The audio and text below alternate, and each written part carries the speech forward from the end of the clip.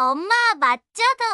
할머니가 매일 보여주시던 사진 속 엄마가 맞죠? 2025년 4월 대구 동성로 뒷골목에 자리한 작은 분식집에서 제 인생이 완전히 뒤바뀌는 순간이 시작됐습니다. 쿠텁지근한 여름 공기가 골목 사이로 스며들어 낡은 간판들을 미세하게 흔들고 있었어요. 점심시간이 지나 한산해진 가게 안에는 떡볶이가 보글보글 끓는 소리와 함께 달콤하고 매콤한 냄새가 공간 전체를 채우고 있었습니다. 그 순간 홀테이블에 혼자 앉아있던 10살쯤 되어 보이는 여자아이가 저를 빤히 쳐다보더니 갑자기 그런 말을 던진 거예요. 아이의 또렷하고 확신에 찬 목소리가 조용한 가게 안의 정적을 가로질러 제 가슴 깊숙이 파고들었습니다. 저는 순간 손에 들고 있던 국자가 공중에서 그대로 얼어붙어 버렸어요. 손목이 떨리기 시작했고 심장이 미친 듯이 뛰면서 귀에서는 윙하는 소리가 났습니다. 아이를 자세히 보니 눈동자 모양과 쌍꺼풀이 제 것과 완전히 똑같았어요. 그뿐만 아니라 이마 위쪽 작은 점의 위치, 코끝에 살짝 들린 모양, 심지어 웃을 때 보이는 잇몸의 형태까지도 저와 판박이었습니다. 아이는 마치 오래전부터 저를 알고 있었던 것처럼 제 얼굴을 천천히 훑어보고 특히 손등에 있는 작은 화상 자국을 정확히 가리키더군요. 그 자국은 제가 25살 때 요리하다가 생긴 건데 사진으로도 잘 보이지 않을 정도로 희미한 흔적이었거든요. 할머니가 엄마는 떡볶이를 제일 잘 만드신다고 했어요. 매일 사진 보면서 말씀해 주셨거든요.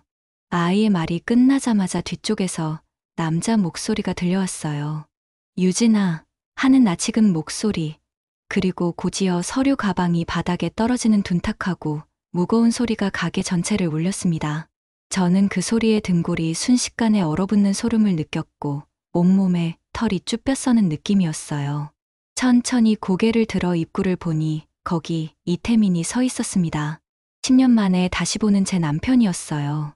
아이가 망설임 없이 제 손을 꽉 잡았습니다. 그 작은 손에서 느껴지는 따뜻함과 부드러운 피부의 감촉이 너무도 익숙하고 자연스러워서 마치 오랫동안 기다려왔던 만남인 것처럼 느껴졌어요. 주방 쪽에서는 급하게 뒤로 물러서는 제 발소리만 덩그러니 울렸고 벽에 등을 기댄 채 숨을 헐떡이는 소리가 들렸습니다. 차가운 벽의 감촉이 등을 타고 온몸으로 퍼져나갔어요.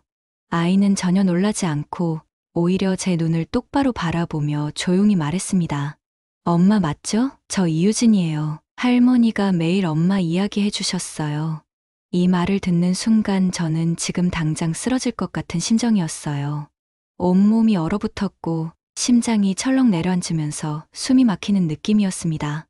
아이 눈에서는 10년간의 그리움과 기다림, 그리고 마침내 찾았다는 안도감이 섞인 복잡한 감정이 고스란히 드러나고 있었거든요. 하지만 이 순간 제가 10년 동안 가슴 깊이 묻어두려 했던 모든 기억들이 한꺼번에 되살아나기 시작했습니다. 오늘 이야기를 시작하기 전에 구독과 좋아요 한번 눌러주시면 소중한 여러분의 사연을 전하는데 큰 힘이 됩니다. 저는 한지수, 올해 43입니다. 제 인생이 완전히 뒤바뀌는 순간은 2025년 4월 대구 동성로 뒷골목에 자리한 제 작은 분식집에서 시작됐어요. 가게 이름은 그냥 단순하게 지수분식이라고 지었는데 그날 이후로 이 이름이 제게 얼마나 큰 의미가 될지 그때는 몰랐습니다. 점심시간이 지나 한산해진 가게 안에는 떡볶이, 끓는 냄새와 튀김기름 냄새가 섞여 있었어요. 오후 2시면 보통 손님이 없는 시간인데 그날따라 홀테이블 하나에 어린 여자아이가 혼자 앉아 있었습니다. 10살쯤 되어 보이는 아이였는데 떡볶이를 먹으면서도 계속 저를 빤히 쳐다보더라고요. 처음에는 그냥 떡볶이가 맛있어서 주방 쪽을 보나 싶었는데 아이의 눈빛이 심상치 않았습니다. 그때 가게 문이 열리면서 한 남자가 들어왔어요. 정장을 깔끔하게 차려입은 40대 중반쯤 되어 보이는 남자였는데 그 순간 제 심장이 멎는 줄 알았습니다. 이태민이었어요. 제 남편, 아니 전 남편이었죠. 10년 만에 보는 얼굴이었습니다. 태민은 저를 못 알아보는 것 같았어요. 당연하죠. 10년 전 33이었던 제가 이제 43이 됐고 그때는 단정한 교사였는데 지금은 기름때 묻은 앞치마를 두른 분식집 아줌마니까요. 머리도 많이 빠졌고 손도 거칠어졌고 얼굴에는 주름이 깊게 패였습니다. 태미는 메뉴판을 보면서 떡볶이 하나 주세요 라고 말했어요. 그런데 그 순간 아까부터 혼자 앉아있던 그 여자아이가 벌떡 일어나더니 태민에게 달려갔습니다. 아빠 라고 외치는 소리에 저는 손에 들고 있던 국자를 떨어뜨릴 뻔했어요. 아빠? 그럼 저 아이가 설마. 아이는 태민의 손을 잡더니 제 쪽을 가리키며 또렷하게 말했습니다. 아빠, 저기 계신 분 엄마 맞죠? 할머니가 매일 보여주시던 사진 속 엄마가 맞죠? 아이의 목소리는 확신에 차 있었어요. 떨리는 것도 없이 그냥 당연하다는 듯이 말하더라고요. 저는 그 자리에서 얼어붙었습니다. 손이 덜덜 떨리기 시작했고 심장이 미친 듯이 뛰면서 귀에서 윙하는 소리가 났어요. 아이를 자세히 보니 눈동자 모양이 저랑 똑같았습니다. 쌍꺼풀도 제 것과 완전히 같았고 이마 위쪽에 있는 작은 점의 위치까지도 저와 판박이었어요. 그 순간 머릿속이 하얘지면서 온갖 생각들이 스쳐 지나갔습니다. 태미는 저를 보더니 입을 벌린 채 아무 말도 못하고 있었어요. 그의 얼굴이 창백해지는 게 보였고 손에 들고 있던 서류 가방이 바닥에 떨어지는 소리가 들렸습니다. 우리는 한동안 그렇게 서로를 바라만 봤어요. 10년이라는 시간이 그 침묵 속에 무겁게 자리 잡고 있었습니다. 아이가 다시 입을 열었어요. 저 이유진이에요. 할머니가 매일 엄마 사진 보여주시면서 엄마 이야기 해주셨거든요. 엄마는 떡볶이를 제일 잘 만드신대요. 그래서 떡볶이 가게 찾아다니면서 엄마 찾고 있었어요. 오늘 여기 와서 떡볶이 먹는데 정말 맛있어서 이거 엄마가 만드신 것 같아서 기다렸어요. 유진이라는 이름을 듣는 순간 제 눈에서 눈물이 주르륵 흘러내렸습니다. 10살, 초등학교 4학년이면 제가 떠났을 때 갓 돌이었던 그 아기가 맞았어요. 제 품에 안겨서 젖을 먹던 그 작은 아기가 이렇게 컸다니 믿을 수가 없었습니다. 저는 무너지는 다리를 간신히 붙잡고 주방 문을 열고 나왔어요. 유진이가 제 앞으로 걸어왔습니다. 가까이서 보니 코끝 모양도 저와 똑같고 웃을 때 보이는 잇몸 형태까지도 제 어릴 적 모습과 똑같더라고요. 아이는 제 손을 꽉 잡았습니다. 작은 손에서 느껴지는 따뜻함이 너무 익숙하면서도 낯설었어요. 태민이 떨리는 목소리로 물었습니다. 지수야, 정말 너야? 10년 동안 어디 있었어? 그의 목소리에는 분노와 그리움, 안도감이 다 섞여 있었습니다. 저는 입을 열려고 했지만 목이 메어서 아무 소리도 나오지 않았어요. 유진이가 제 배에 얼굴을 묻으며 말했습니다. 엄마, 저 할머니랑 매일 엄마 사진 봤어요. 할머니가 엄마는 세상에서 제일 착한 사람이래요. 그래서 꼭 다시 만날 수 있을 거래요. 아이의 말을 듣는 순간 저는 그 자리에서 주저앉고 말았습니다. 뒤편 주방에서 설거지를 도와주던 아르바이트생이 놀라서 달려왔어요. 사장님 괜찮으세요? 라고 물었지만 저는 대답할 수가 없었습니다. 온몸에서 힘이 빠지면서 숨을 쉬는 것조차 힘들었어요. 태민이 제 팔을 붙잡고 일으켜 세웠습니다. 그의 손이 10년 전보다 훨씬 거칠어져 있었어요. 일하느라 고생한 흔적들이 손마디마다 박혀 있었습니다. 우리 일단 앉아서 이야기하자 라고 태민이 말했어요. 저는 고개를 끄덕이고 가게 문에 임시어 팻말을 걸었습니다. 손이 너무 떨려서 팻말을 제대로 걸지도 못했어요. 태민과 유진이 그리고 저 이렇게 셋이 구석 테이블에 앉았습니다. 10년 만에 다시 마주한 가족이었어요. 유진이가 작은 가방에서 뭔가를 꺼냈습니다. 낡은 떡볶이 모양 딸랑이었어요. 그걸 보는 순간 저는 또다시 눈물이 쏟아졌습니다. 그건 제가 유진이한테 마지막으로 쥐어줬던 그 딸랑이었거든요. 10년 동안 간직하고 있었다니 가슴이 찢어지는 것 같았습니다. 엄마, 이거 엄마가 주신 거 맞죠? 할머니가 그러셨어요. 유진이의 물음에 저는 간신히 고개를 끄덕였어요. 맞아, 엄마가 유진이한테 준 거야.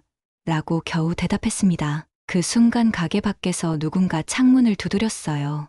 단골 손님이었는데 문이 잠긴 걸 보고 의아해하는 표정이었습니다.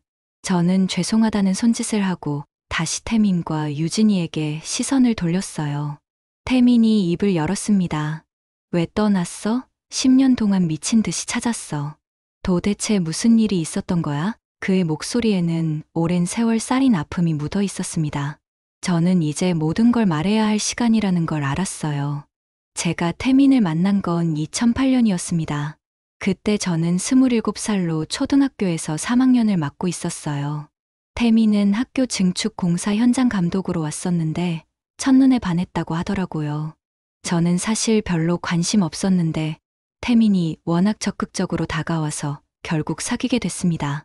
2010년에 결혼했고 14년 가을에 유진이를 낳았어요. 그때가 제 인생에서 가장 행복한 시기였습니다. 33세 나이에 사랑하는 남편과 예쁜 딸이 생겼고 학교에서도 인정받는 교사였거든요. 아이들이 저를 좋아했고 학부모들도 저를 신뢰했어요. 태미는 건축 현장 감독으로 일하면서 꾸준히 커리어를 쌓아가고 있었습니다. 성실하고 책임감 있는 사람이었어요. 우리는 서울 마포구에 작은 전셋집을 얻어서 살았는데 5년 안에 아파트를 사겠다는 계획을 세우고 있었습니다. 유진이가 초등학교 입학하기 전에 더 넓은 집으로 이사 가는 게 목표였어요. 그런데 2014년 10월 제 아버지한테서 급하게 연락이 왔습니다. 당장 집으로 와야겠다고 하시더라고요. 아버지는 대구에서 한성건설이라는 중소건설사를 운영하고 계셨어요. 규모는 크지 않았지만 지역에서는 꽤 알려진 회사였습니다. 대구 집에 갔더니 아버지 얼굴이 완전히 굳어 있었어요. 어머니는 안방에서 울고 계셨고 거실 분위기가 심상치 않았습니다. 아버지가 떨리는 목소리로 말씀하셨어요. 지수야, 회사가 부도났다. 그 말을 듣는 순간 머리가 하얘졌습니다. 알고 보니 아버지가 큰 프로젝트에 투자했다가 원청 회사가 돈을 안 주는 바람에 연쇄 부도가 난 거였어요. 자체까지 끌어다 썼는데 결국 회사가 완전히 망한 겁니다. 빚이 30억 원이라고 하더라고요. 그것도 전부 제 명의로 연대보증이 되어 있었습니다. 저는 깜짝 놀라서 물었어요. 아버지, 제가 언제 보증을 섰어요? 아버지는 고개를 숙이고 계셨습니다. 결혼 전에 서류에 도장 찍어달라고 했을 때 기억나니? 그게 연대보증 서류였다. 그때는 형식적인 거라고 해서 별 생각 없이 도장을 찍었던 게 기억났어요. 30억이라는 돈은 제가 평생 벌어도 갚을 수 없는 금액이었습니다. 교사 월급으로는 이자도 못 낼 정도였어요. 아버지는 계속 미안하다고 하시면서 눈물을 흘리셨습니다.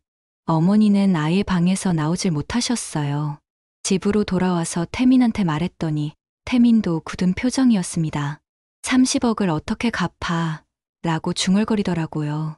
하지만 이내 제 손을 잡으면서 괜찮아. 우리 같이 해결하자고 했습니다.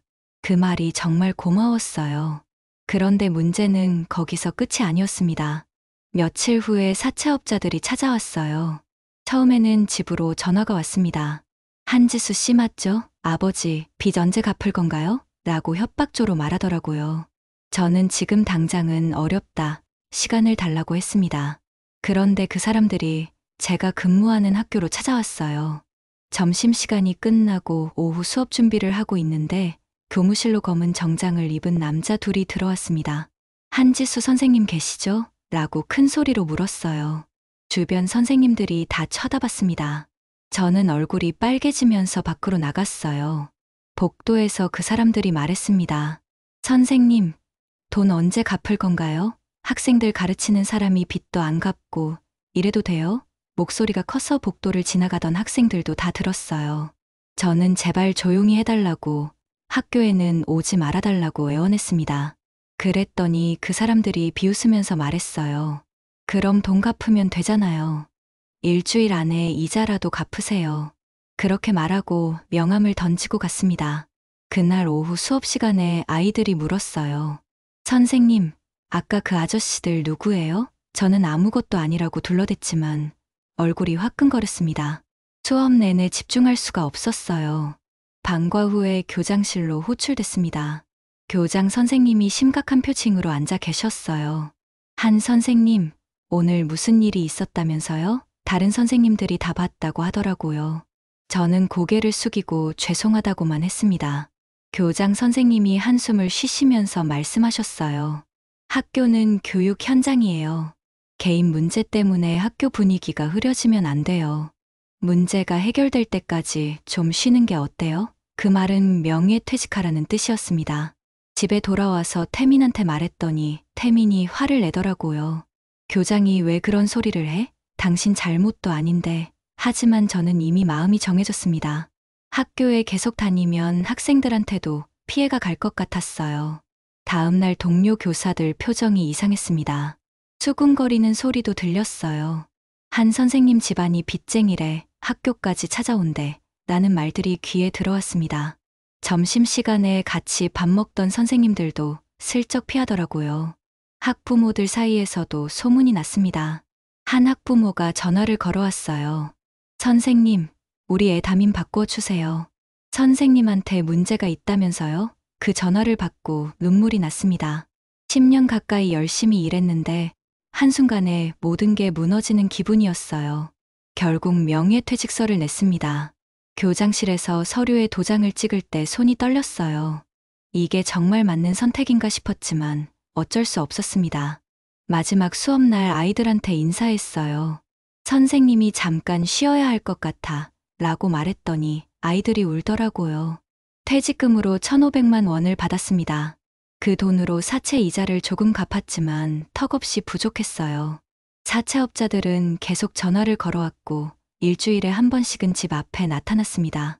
그러던 어느 날 태민이 충격적인 소식을 가지고 왔어요. 회사에서 새 프로젝트를 맡게 됐는데 알고 보니 제 아버지 회사 청산 현장이라는 겁니다. 한성건설 파산 처리 후속 공사를 태민이 담당하게 된 거예요. 태민이 미안하다는 표정으로 말했습니다. 나도 몰랐어. 회사에서 배정한 거야. 거절할 수도 없고 저는 괜찮다고 했지만 마음이 편하지 않았어요. 남편이 아버지 회사 망한 현장을 정리한다는 게 아이러니했습니다. 태민은 그래도 성실하게 일했습니다. 오히려 더 책임감 있게 일을 처리하려고 애쓰더라고요. 하지만 건설업계는 좁았습니다. 태민이 한성건설 사장 사위라는 소문이 돌기 시작했어요. 2015년 2월부터 상황이 급격히 나빠졌습니다. 사채업자들의 협박이 점점 더 심해졌어요. 처음에는 전화로만 협박하더니 나중에는 집 앞에서 기다리고 있다가 제가 나오면 따라다니기 시작했습니다. 유진이를 유모차에 태우고 마트에 가는데도 뒤에서 따라오더라고요. 어느 날은 새벽 4시에 초인종을 계속 눌렀습니다. 유진이가 깜짝 놀라서 울었어요. 문을 열지 않았더니 문을 발로 차면서 빨리 나오라고 소리를 질렀습니다. 태민이 경찰에 신고하겠다고 하니까 그제야 돌아갔어요. 하지만 그날 이후로 유진이는 밤만 되면 잠을 설치기 시작했습니다. 태민 회사로도 전화가 갔습니다. 현장 소장실로 직접 전화를 걸어서 이태민 씨 부인 빚 문제 아시냐고 물어봤다고 하더라고요. 태민의 상사가 태민을 불러서 물었대요. 자네 집에 무슨 문제 있나? 태민은 아니라고 둘러댔지만 소문은 이미 퍼지고 있었습니다. 제일 힘들었던 건 태민한테 미안한 마음이었어요. 제 아버지 때문에 태민 인생까지 망가지고 있었거든요. 밤에 자다가 태민 얼굴을 보면 눈물이 났습니다. 이 사람은 아무 잘못도 없는데 쟤 때문에 고생하고 있다는 생각이 들었어요. 2015년 3월 초에 사채업자 두목이라는 사람이 직접 집에 찾아왔습니다. 태민이 출근하고 없을 때였어요. 유진이는 낮잠을 자고 있었고 저 혼자 있었습니다. 문을 열어주니까 검은 가죽 재킷을 입은 남자가 들어왔어요. 담배를 피우면서 소파에 턱하고 앉더라고요. 그 사람이 말했습니다. 한지수 씨, 우리도 사업하는 사람들이에요. 돈 받아야 우리도 살죠. 언제까지 기다려야 돼요? 저는 최대한 빨리 갚겠다고 시간을 좀 더 달라고 했습니다. 그랬더니 그 사람이 비웃으면서 말했어요. 초등학교 교사 월급으로 30억을 언제 갚아요? 100년 걸려도 못 갚겠네. 그리고는 충격적인 말을 했습니다. 남편 회사 알아요. 한빛건설 현장 소장이죠. 건설업계 좁아요. 우리가 말 한마디만 하면 당신 남편 업계에서 매장당해요. 그 말을 듣는 순간 온몸이 얼어붙었어요. 태민까지 일을 못하게 되면 우리 가족은 정말 끝이라는 생각이 들었습니다. 제발 남편 회사에는 연락하지 말아달라고 무릎을 꿇고 빌었어요. 그랬더니 그 사람이 말했습니다. 그럼 방법이 하나 있어요. 당신이 남편이랑 이혼하고 완전히 사라져요. 연락도 끊고 흔적도 남기지 말고, 그럼 남편은 아무 상관없는 사람이 되니까 우리도 건드리지 않겠어요. 머리를 망치로 맞은 것 같았습니다. 이혼하고 사라지라니 그게 말이 되나 싶었어요. 하지만 그 사람은 진지했습니다. 3일 안에 결정하세요. 안 그러면 남편 회사에 다 알릴 거예요. 그렇게 말하고 나가면서 담배꽁초를 바닥에 던지고 갔습니다. 그날 밤 잠을 한숨도 못 잤어요. 옆에서 자고 있는 태민을 보면서 계속 고민했습니다. 이 사람 인생을 이렇게 망쳐도 되는 걸까? 태민은 저 때문에 회사에서 이미 눈총을 받고 있었어요. 승진도 누락됐고 중요한 프로젝트에서도 배제되고 있었습니다. 다음날 태민이 출근한 후에 태민 어머니한테 전화를 드렸습니다. 어머님, 제가 여쭤볼 게 있어요. 태민 어머니는 무슨 일이냐고 물으셨어요. 저는 조심스럽게 물었습니다. 제가 만약 없어지면 태민이가 잘 살 수 있을까요? 어머니가 깜짝 놀라시면서 무슨 소리냐고 하셨어요. 저는 그냥 궁금해서 여쭤본 거라고 얼버무렸습니다. 하지만 어머니는 눈치를 채신 것 같았어요. 지수야, 무슨 일 있니? 힘든 거 있으면 말해봐라. 저는 아니라고 하고 전화를 끊었습니다. 사채업자가 준 3일이 지나갔습니다. 3월 16일 저녁에 다시 전화가 왔어요. 결정했어요? 내일까지 대답 안 하면 바로 남편 회사로 연락할 거예요. 저는 알았다고 대답했습니다. 그리고 그날 밤 마지막 결심을 했어요. 태민과 유진이를 위해서 제가 사라지는 게 맞다고 생각했습니다. 태민은 아직 35으로 젊었고 능력도 있었어요. 저만 없으면 다시 잘 살 수 있을 거라고 믿었습니다. 유진이는 어려서 저를 기억도 못할 거고요. 3월 17일 새벽, 태민이 깊이 잠든 걸 확인하고 조용히 일어났습니다. 옷장에서 옷 몇 벌을 꺼내서 작은 가방에 넣었어요. 통장하고 현금 100만 원, 그리고 태민 사진 몇 장을 챙겼습니다. 결혼 반지는 빼서 서랍에 넣어뒀어요. 유진이 방으로 들어갔습니다. 자고 있는 유진이를 한참 동안 바라봤어요.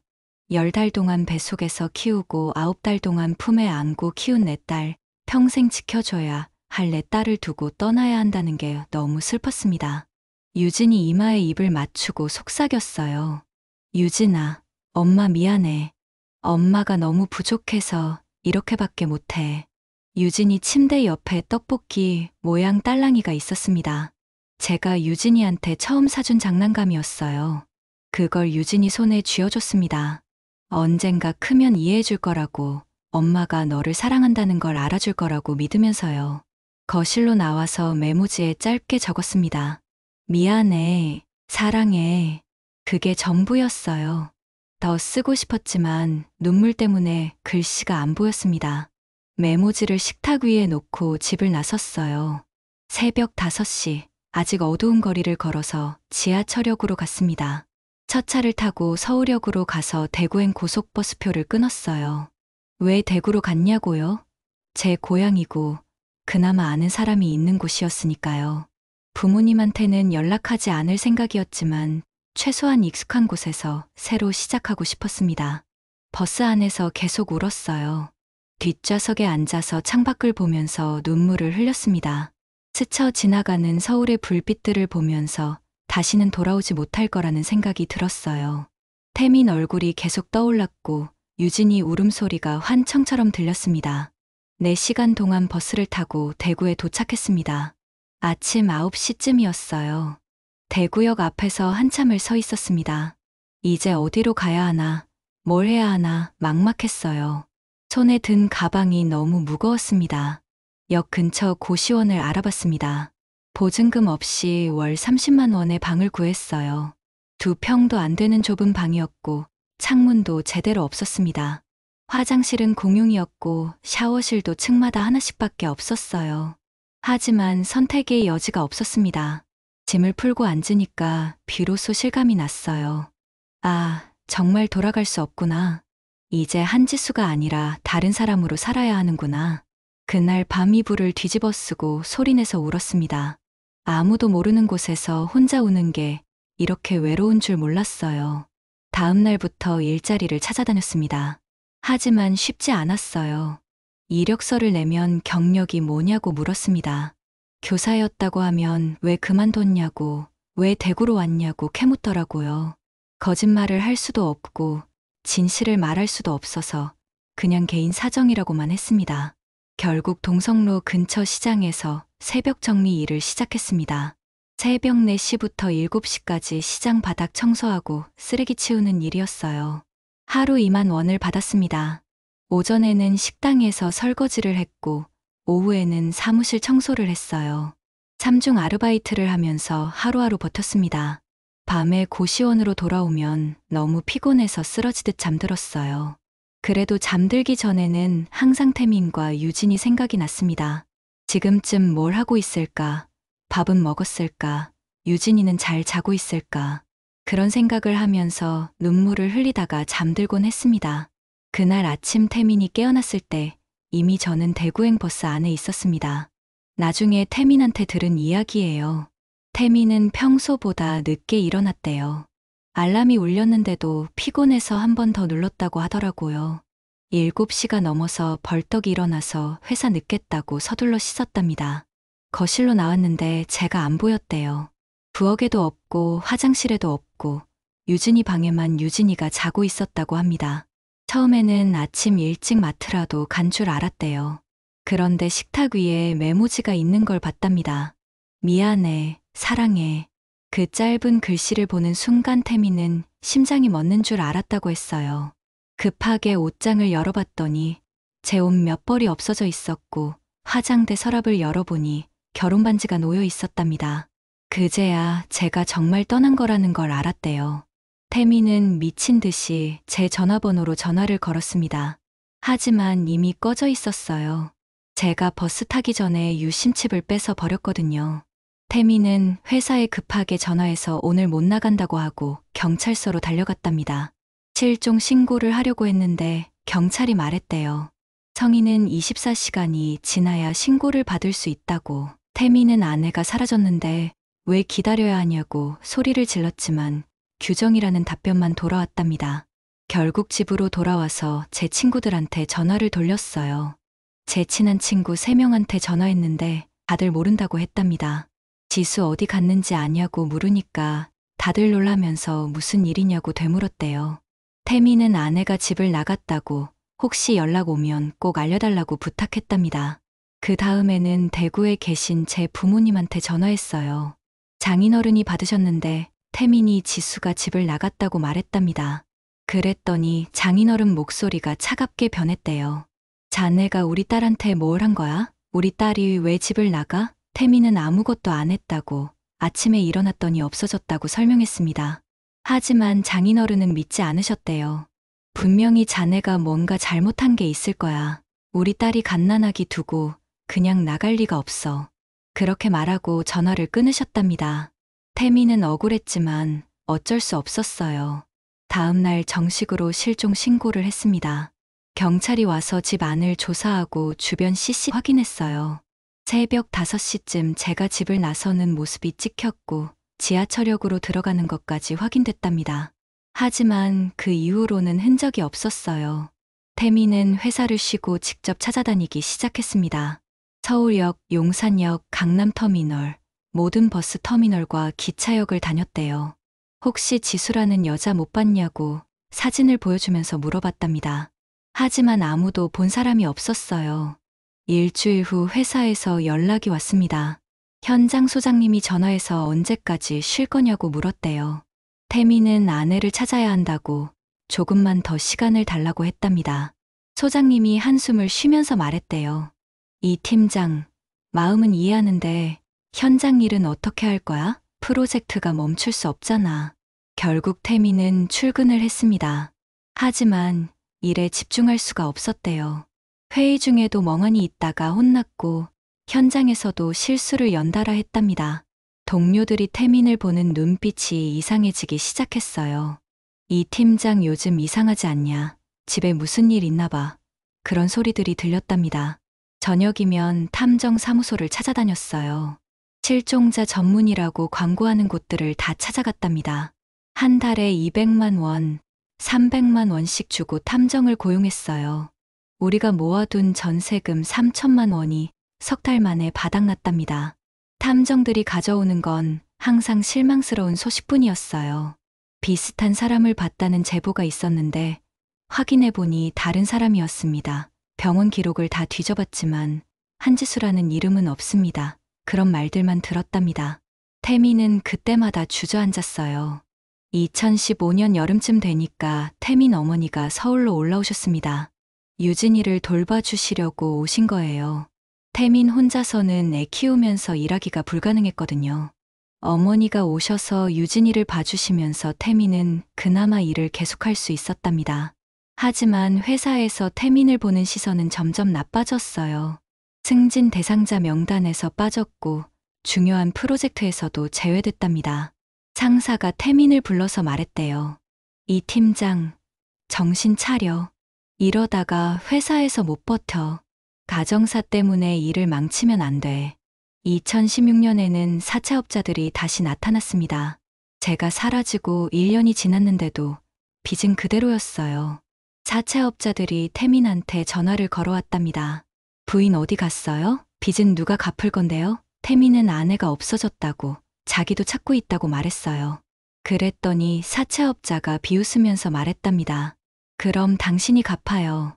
법적으로 배우자도 책임 있어요. 태민은 자기는 보증을 선 게 아니라고 책임이 없다고 했어요. 하지만 사채업자들은 계속 괴롭혔답니다.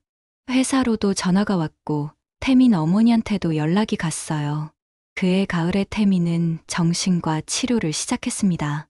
밤에 잠을 못 자고 악몽을 꾸었대요. 꿈에서 제가 나타났다가 사라지고 제 목소리가 들렸다가 깨면 아무도 없고 그런 날들이 반복됐답니다. 의사가 급성 스트레스 장애라고 진단했어요. 항우울제와 수면제를 처방받았습니다. 약을 먹으면 겨우 잠들 수 있었지만 다음날 온종일 멍한 상태가 됐대요. 회의 중에 졸고 현장에서 멍하니 서 있고 동료들이 걱정스럽게 쳐다봤답니다. 상사가 또 불렀어요. 이 팀장, 병원 치료 좀 제대로 받아. 이러면 안 되겠어. 2017년 초에 회사에서 최후 통첩을 받았습니다. 정신과 치료에 전념하든지 아니면 제대로 일하든지 둘 중 하나를 선택하라고 했어요. 태민은 이를 선택했습니다. 유진이를 키워야 했고 어머니도 모셔야 했으니까요. 약을 줄이고 억지로라도 일에 집중하려고 노력했답니다. 하지만 쉽지 않았어요. 저녁이면 혼자 소주를 마시기 시작했습니다. 편의점에서 소주를 사서 집에 와서 혼자 마셨대요. 어머니가 술 좀 그만 마시라고 하셨지만 술을 마셔야 잠이 왔답니다. 제 사진을 보면서 술을 마시고 왜 떠났냐고 혼자 중얼거리고 그렇게 밤을 보냈어요. 친구들도 하나씩 멀어졌습니다. 모임에 나가면 술만 마시고 똑같은 얘기만 반복했대요. 지수가 어디 갔을까? 왜 떠났을까? 나한테 무슨 잘못이 있었을까? 친구들이 처음엔 위로해줬지만 1년, 2년 지나니까 지쳤답니다. 민수 때문에 모임이 무거워진다는 말까지 나왔대요. 2018년쯤 되니까 태민은 거의 폐인이 되어 있었습니다. 회사에서는 중요한 일을 안 맡겼고 집에서는 술로 하루를 보내고 친구들도 다 떠나갔어요. 유진이만 보면서 간신히 버텼답니다. 유진이가 유치원에 다니기 시작했는데 아빠가 이렇게 망가져 있으면 안 된다는 생각이 들었대요. 그해 여름에 거울을 봤는데 완전히 다른 사람이 되어 있더래요. 머리는 반백이 됐고 얼굴은 핏기 없이 창백했답니다. 38인데 마치 50대처럼 늙어 보였어요. 그날 태민은 결심했답니다. 이러다가 죽으면 유진이는 어떻게 되나 정신 차리자고요. 대구에서의 첫 1년은 정말 지옥 같았습니다. 고시원에서 나와서 달동네 쪽방으로 이사했어요. 월세 30만 원짜리 방이었는데 3평도 안 되는 공간에 벽지는 곰팡이로 얼룩져 있었고 창문도 제대로 열리지 않았습니다. 겨울이면 찬바람이 벽 틈새로 들어와서 이불을 2장 덮어도 추웠어요. 새벽 4시에 일어나서 시장 청소를 했습니다. 손이 얼어서 빗자루를 제대로 잡을 수도 없었어요. 오전에는 식당에서 설거지를 하고 오후에는 사무실 청소를 했습니다. 하루에 6만 원 정도 벌었는데 방세 내고 밥값 내면 남는 게 없었어요. 제일 힘들었던 건 외로움이었습니다. 아무도 저를 아는 사람이 없었어요. 시장에서 일하는 아주머니들이 가끔 말을 걸었지만 저는 최대한 대답을 짧게 했습니다. 친해지면 이것저것 물어볼까 봐 무서웠거든요. 어디서 왔냐? 가족은 어디 있냐? 그런 질문을 받고 싶지 않았어요. 밤에 방으로 돌아오면 태민과 유진이 생각이 났습니다. 휴대폰은 새 번호로 바꿨지만 인터넷은 사용할 수 있었어요. 태민 이름을 검색해봤습니다.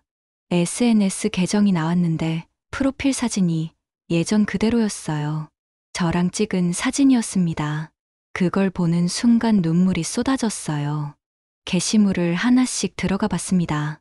제가 떠난 후로는 아무것도 올리지 않았더라고요. 마지막 게시물이 2015년 2월, 제가 떠나기 한 달 전에 올린 가족 사진이었습니다. 유진이를 안고 있는 제 모습과 옆에서 웃고 있는 태민, 그 사진을 보면서 한참을 울었어요. 태민 회사 홈페이지도 찾아봤습니다. 직원 소개 페이지에 태민 이름이 있었어요. 한빛건설 현장 팀장이라고 나와 있었습니다.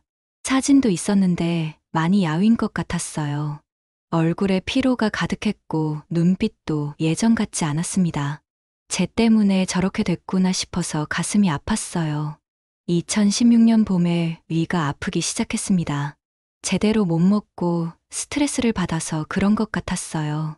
약국에서 소화제를 사 먹었지만 소용없었습니다. 동네 병원에 갔더니 위내시경을 해봐야 한다고 하더라고요. 하지만 검사비가 10만 원이 넘는다는 말에 포기했습니다. 그냥 참고 지냈어요. 그해 여름에 식당 설거지 일을 그만뒀습니다. 사장이 임금을 자꾸 떼먹었거든요. 한 달 일하고 100만 원 받기로 했는데 80만 원만 주면서 이것저것 핑계를 댔어요. 저는 따질 입장이 아니었습니다. 신분증도 제대로 못 보여주고 숨어 지내는 처지였으니까요. 새 일을 찾아야 했습니다. 동성로 근처를 돌아다니다가 작은 분식집 앞에 구인 광고가 붙어 있는 걸 봤어요. 주방 보조 구함, 월급 120만 원, 숙식 제공. 숙식 제공이라는 말에 혹했습니다. 방세를 아낄 수 있으니까요. 분식집 사장은 60대 할머니였어요. 혼자 가게를 운영하고 계셨는데 몸이 안 좋아서 사람을 구한다고 하셨습니다. 할머니가 저를 보더니 어디서 왔냐고 물었어요. 저는 서울에서 왔다고만 했습니다. 가족은 어디 있냐고 물으시길래 없다고 대답했어요. 할머니가 한숨을 쉬시더니 알았다고 하셨습니다. 사연 있어 보이는데 묻지 않을게. 대신 열심히 일해. 그렇게 해서 분식집에서 일하게 됐어요. 가게 뒤편에 작은 방이 있었는데 거기서 지낼 수 있었습니다. 전보다는 훨씬 나은 환경이었어요. 할머니한테 떡볶이 만드는 법을 배웠습니다. 고추장 양념을 만드는 법, 떡을 삶는 시간, 불 조절하는 방법까지 하나하나 배웠어요. 처음에는 서툴렀지만 점점 익숙해졌습니다. 할머니가 말씀하셨어요. 미선 씨는 손맛이 있어. 떡볶이가 맛있어. 저는 이름을 최미선이라고 했습니다. 가짜 이름이었어요. 한지수라는 이름을 쓸 수가 없었거든요. 혹시 누가 찾을까 봐 무서웠습니다. 신분증도 만들지 못했고 그냥 현금으로만 생활했어요. 2017년에 할머니가 편찮으셨습니다. 병원에 입원하셔야 할 정도로 몸이 안 좋아지셨어요. 할머니가 저를 부르시더니 말씀하셨습니다. 미선아, 내가 이제 가게 못할 것 같아. 너한테 가게 넘겨줄 테니까 내가 해봐. 권리금은 필요 없어. 대신 월세만 내면 돼. 저는 깜짝 놀랐습니다. 가게를 넘긴다니 제가 어떻게 하냐고 물었어요. 할머니가 웃으시면서 말씀하셨습니다. 너 1년 넘게 보니까 믿을 만해. 성실하고 정직해. 그리고 떡볶이도 잘 만들잖아. 잘할 수 있어. 그렇게 해서 2017년 가을부터 제가 분식집을 운영하게 됐습니다. 할머니는 고향으로 내려가셨고 저는 혼자 가게를 지켰어요. 월세가 100만 원이었는데 장사가 잘 되면 낼 수 있는 금액이었습니다. 간판만 바꾸고 메뉴는 그대로 유지했어요. 처음에는 장사가 잘 안 됐습니다. 손님들이 사장이 바뀌었다고 하면서 맛이 예전 같지 않다고 하더라고요. 저는 더 열심히 했습니다. 새벽부터 육수를 끓이고 떡볶이, 양념을 정성껏 만들었어요. 조금씩 손님이 늘기 시작했습니다. 그해 겨울의 태민 소식을 또 찾아봤습니다. 회사 홈페이지를 보니 직책이 바뀌어 있었어요. 팀장에서 파트장으로 낮아져 있었습니다. 사진도 바뀌었는데 더 많이 늙어 보였어요. 제 가슴이 찢어지는 것 같았습니다. 2018년 봄에 위염이 더 심해졌습니다. 음식을 먹으면 토하고 속이 쓰려서 밤에 잠을 못 잤어요. 결국 병원에 갔더니 만성위염이라고 했습니다. 약을 처방받았는데 한 달치가 10만 원이 넘었어요. 약값이 부담스러웠지만 어쩔 수 없이 샀습니다. 그해 여름에 장사가 조금씩 나아졌습니다. 단골 손님들이 생기기 시작했어요.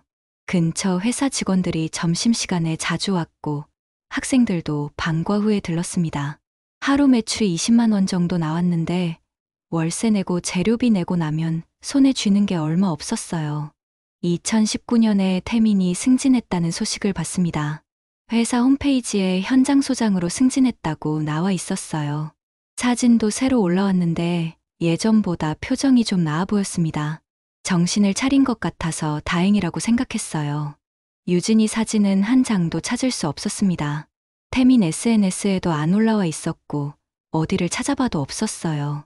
유진이가 어떻게 잘하고 있는지 궁금했지만 볼 방법이 없었습니다. 밤마다 유진이 생각하면서 울었어요. 2020년에 코로나가 터졌습니다. 장사가 확 줄었어요. 사람들이 외식을 안 하고 배달만 시켰는데 저는 배달 시스템이 없었습니다. 하루 매출이 5만 원도 안 나오는 날이 많았어요. 월세를 못 낼 뻔했습니다. 건물주한테 사정을 했습니다.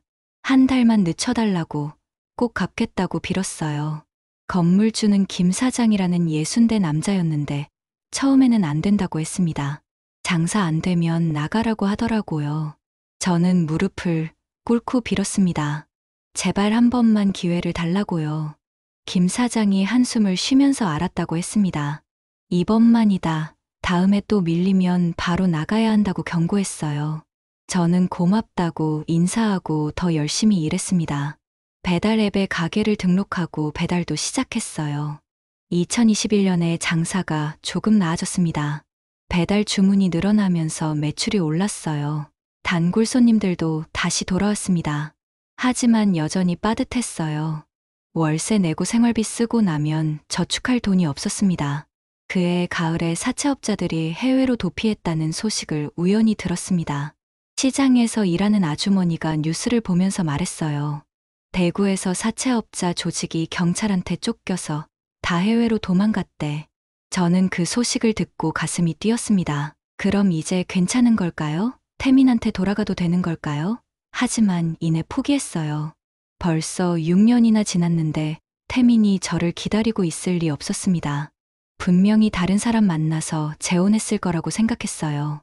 2022년부터 2025년까지는 그냥 버텼습니다. 가게 일만 했어요. 새벽부터 밤까지 일하면서 하루하루 살았습니다. 태민 소식은 계속 확인했지만 연락할 용기는 없었어요. 그냥 멀리서 잘 살고 있는 걸 확인하는 것만으로도 위로가 됐습니다. 그렇게 잊고 지내려 하는데 10년 만에 딸아이를 만난 거였어요. 떡볶이 집 문을 닫고 우리 셋은 근처 공원으로 갔습니다.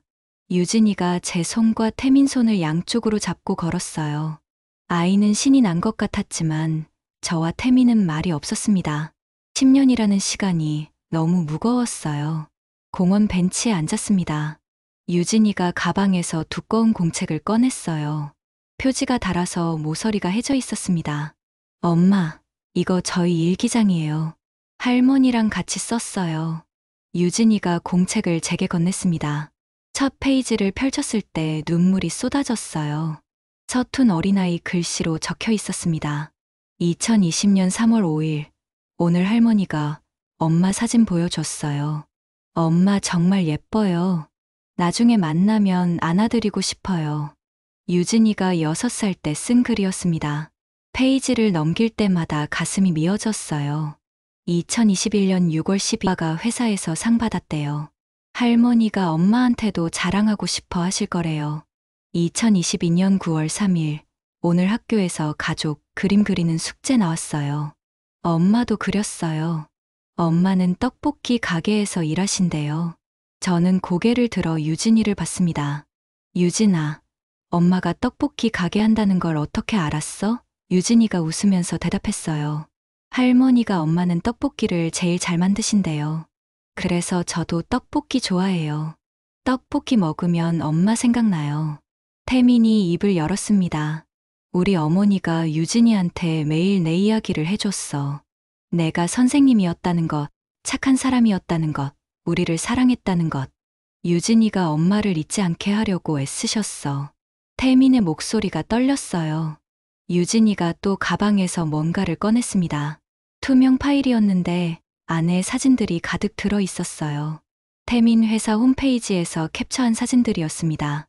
날짜별로 정리되어 있었고 각 사진마다 메모가 적혀 있었어요. 2019년 4월 아빠 현장 소장 승진.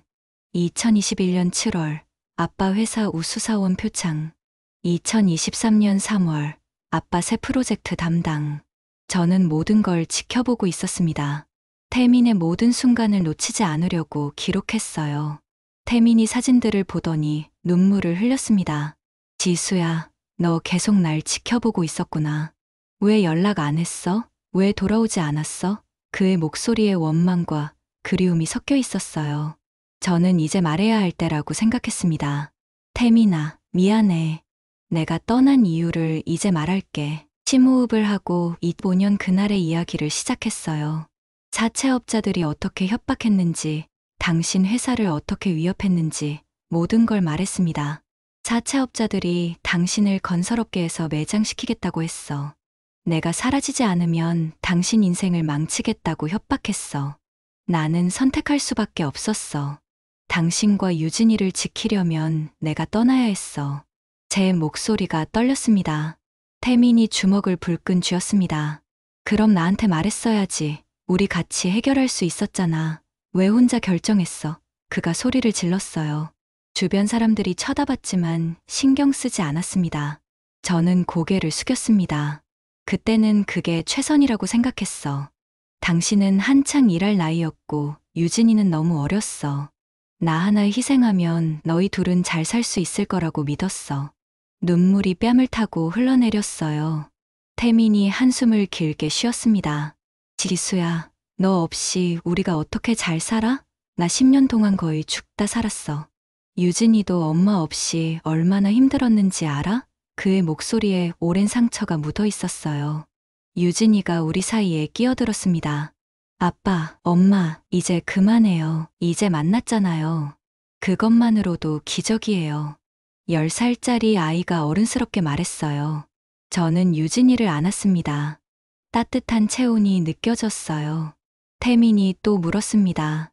그럼 왜 2, 3년 전에 연락 안 했어? 사채업자들 도망갔다는 거 알았으면 그때라도 돌아올 수 있었잖아. 그의 질문에 저는 할 말이 없었습니다. 저는 솔직하게 대답했어요. 무서웠어. 당신이 이미 다른 사람 만났을까봐, 나를 용서 못할까봐. 10년이나 지났는데 내가 무슨 얼굴로 돌아가겠어. 그리고 나는 이제 아무것도 아니었어. 교사 자격도 잃었고 분식집이나 하는 사람이 됐는데. 태민이 제 손을 잡았습니다. 바보야, 나는 한 번도 다른 사람 생각 안 했어. 10년 동안 너만 기다렸어. 내가 언젠가 돌아올 거라고 믿었어. 그의 손이 떨리고 있었어요. 저도 태민 손을 꽉 잡았습니다. 미안해. 정말 미안해. 내가 너무 겁이 많았어. 용기가 없었어. 10년 동안 매일 후회했어.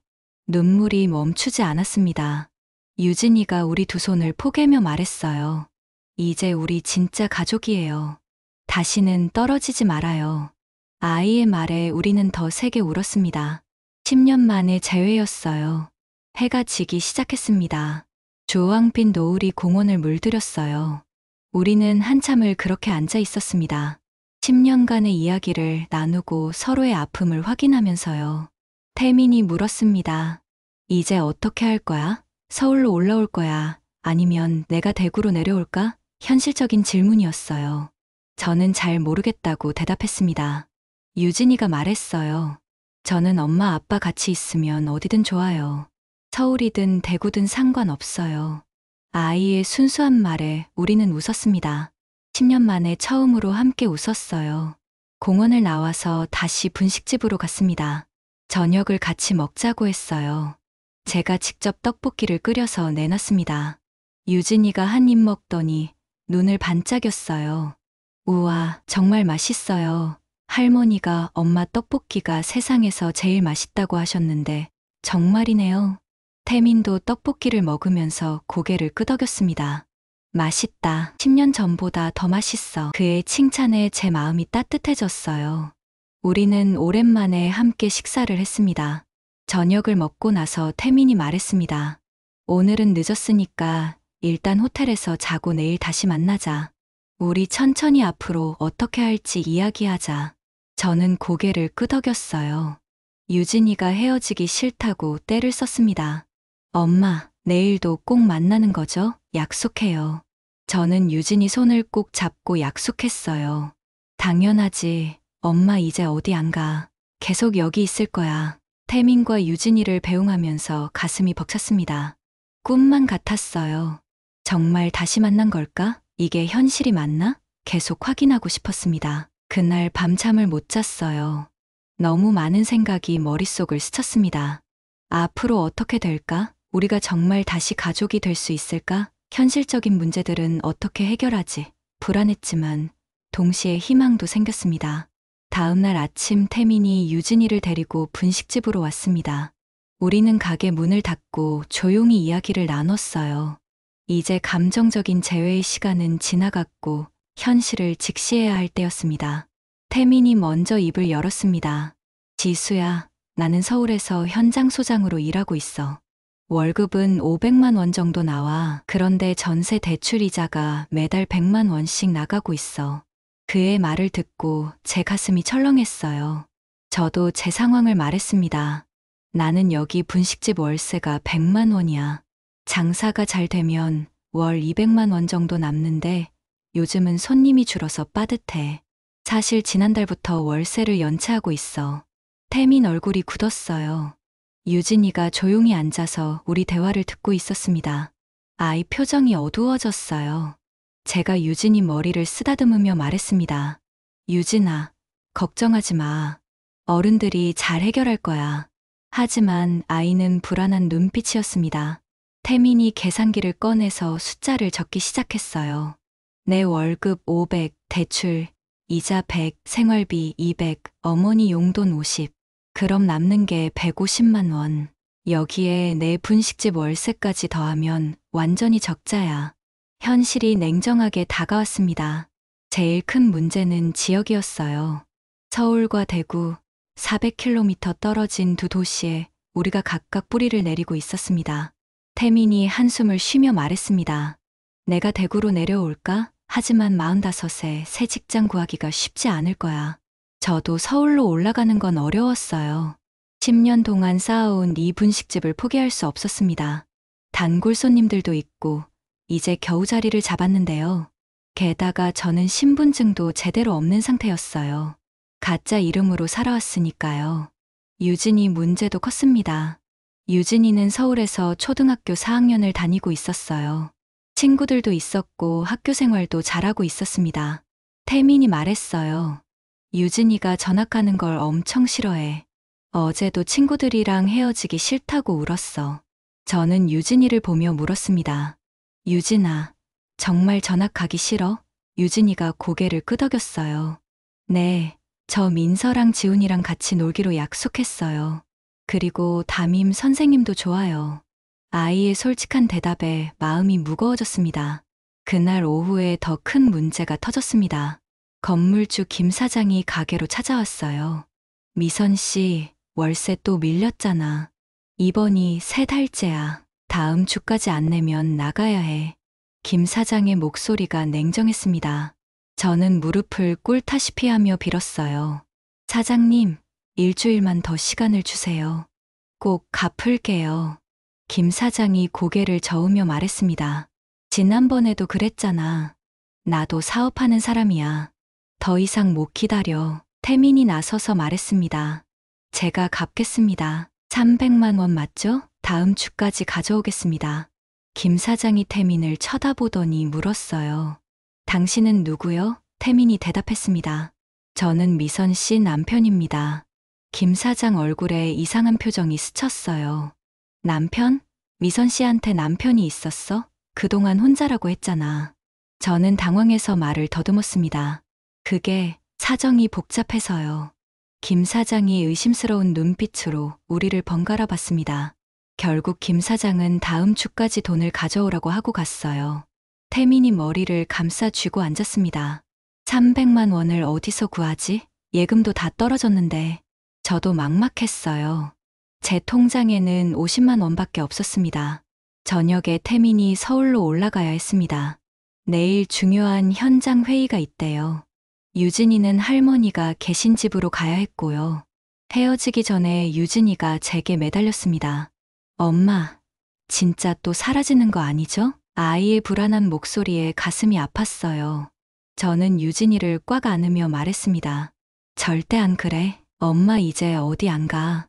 매일 전화할게. 하지만 유진이는 쉽게 놓아주지 않았습니다. 한참을 안고 있다가 겨우 떨어졌어요. 태민과 둘이서 잠시 이야기했습니다. 태민이 말했어요. 내가 회사의 사정에서 대출을 좀 받아볼게. 300만 원은 어떻게든 마련할 테니까 걱정하지 마. 그의 얼굴에 피로가 가득했습니다. 저도 말했어요. 나도 최대한 장사 열심히 할게. 배달 주문 늘리고 메뉴도 더 개발해 볼게. 하지만 우리 둘 다 알고 있었습니다. 이게 근본적인 해결책이 아니라는 걸요. 그날 밤 혼자 가게에 남았습니다. 주방에 앉아서 한참을 울었어요. 겨우 만났는데 또 헤어져야 하나? 우리 가족은 정말 함께 살 수 없는 걸까? 10년 동안 꿈꿔왔던 재회가 이렇게 현실의 벽에 부딪힐 줄 몰랐습니다. 다음 날 새벽에 태민한테 전화가 왔어요. 지수야, 큰일 났어. 회사에서 나한테 부산 출장을 일주일 동안 가라고 해. 거절할 수가 없어. 제 가슴이 철렁했습니다. 그럼 당분간 못 만나는 거네요. 일주일 동안 우리는 전화로만 이야기했습니다. 태민은 부산 현장에서 바빠 죽겠다고 했고, 저는 가게 일로 정신없었어요. 유진이는 할머니 집에서 엄마 보고 싶다고 매일 울었답니다. 그 사이에 제 몸 상태가 나빠졌습니다. 위염이 더 심해져서 음식을 제대로 못 먹었어요. 어지럽고 속이 계속 쓰렸습니다. 병원에 가야 하는데 돈도 없고 시간도 없었어요. 태민이 부산 출장에서 돌아온 날, 서울집에 또 다른 문제가 생겼습니다. 전세대출은행에서 연체 경고가 왔대요. 2달치 이자를 못 냈다고 하더라고요. 태민이 전화로 말했습니다. 지수야, 이러다가 집까지 잃을 것 같아. 그날 저녁 유진이한테 전화가 왔어요. 아이가 울면서 말했습니다. 엄마, 학교에서 애들이 저한테 물어봤어요. 엄마는 왜 서울에 안 와요? 왜 우리는 같이 안 살아요? 저도 모르겠어요. 아이의 울음소리에 제 마음도 찢어졌습니다. 저는 유진이한테 말했어요. 유진아, 조금만 기다려. 엄마 아빠가 방법을 찾을게. 우리 꼭 같이 살 거야. 하지만 아이는 계속 울었습니다. 언제요? 언제 같이 살 수 있어요? 저는 대답할 수 없었어요. 전화를 끊고 주방 바닥에 주저앉았습니다. 이렇게 어려울 줄 몰랐어요. 사랑만으로는 부족했습니다. 돈도 필요하고 시간도 필요하고 용기도 필요했어요. 우리는 그 모든 게 부족했습니다.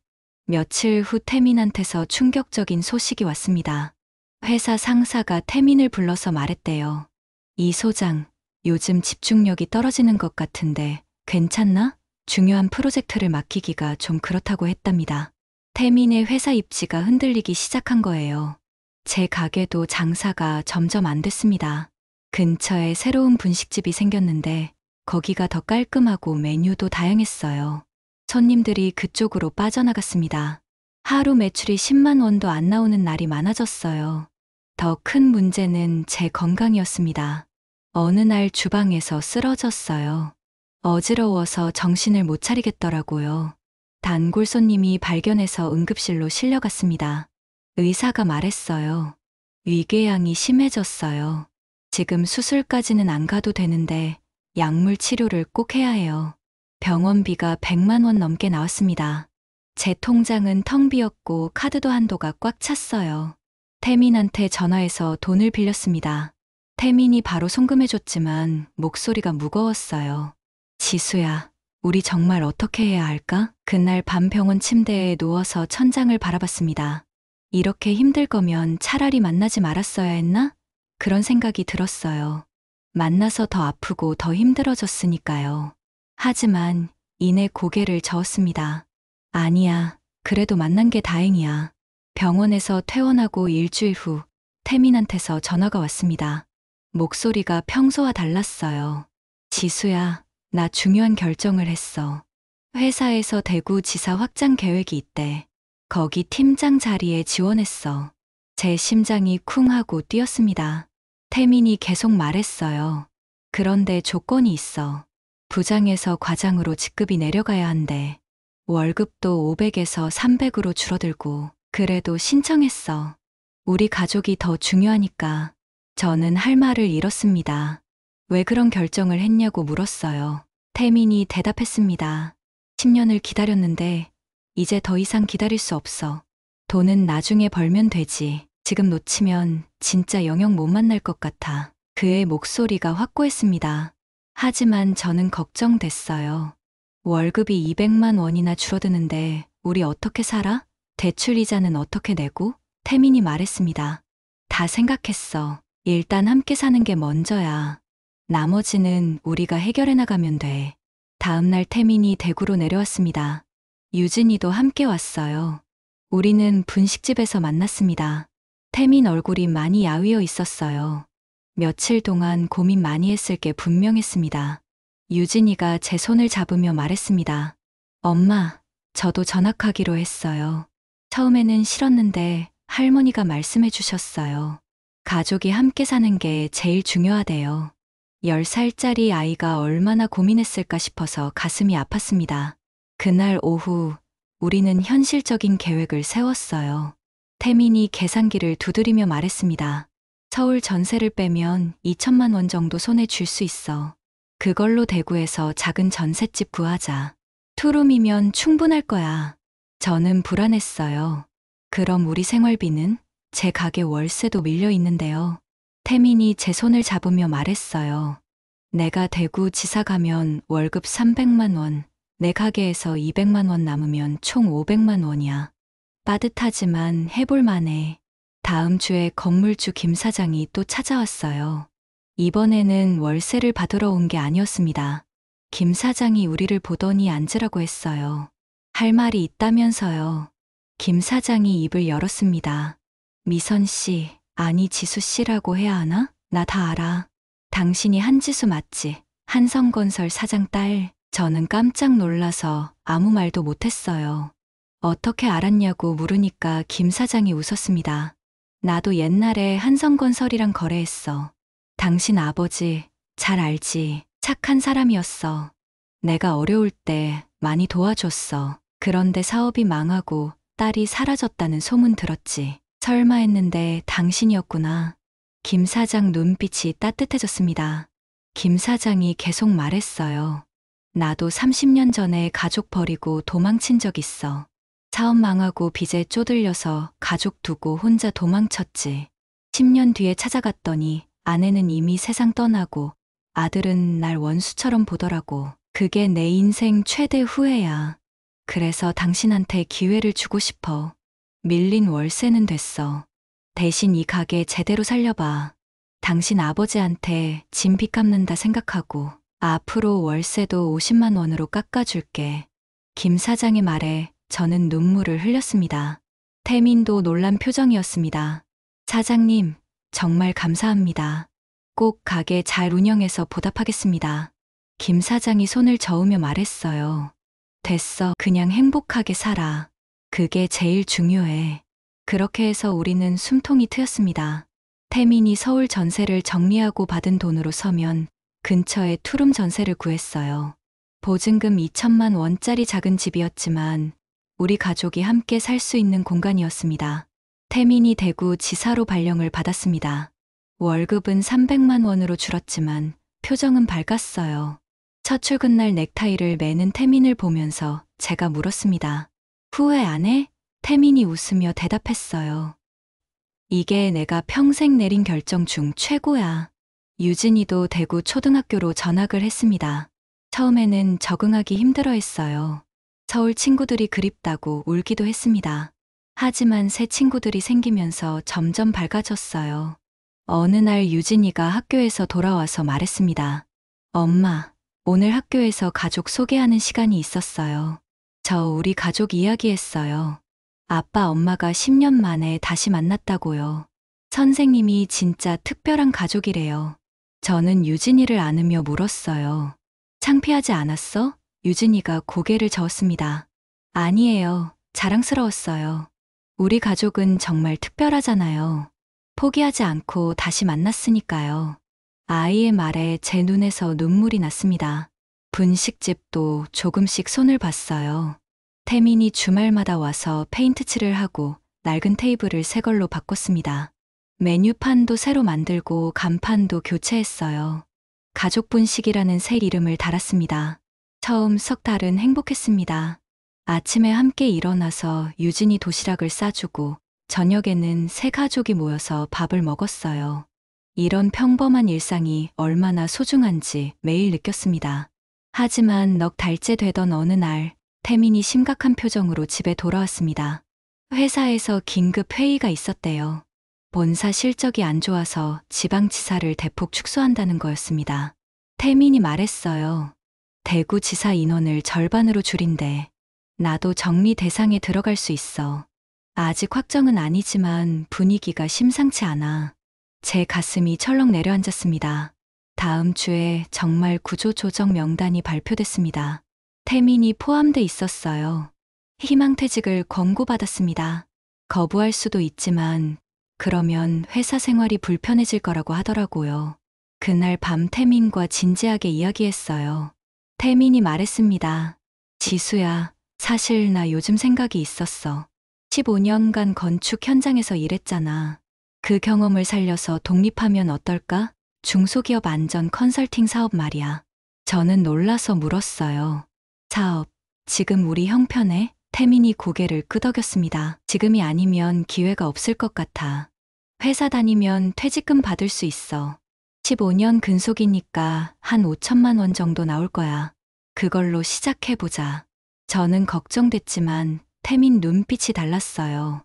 확신에 차 있었습니다. 며칠 동안 고민하다가 결국 찬성했어요. 해보자.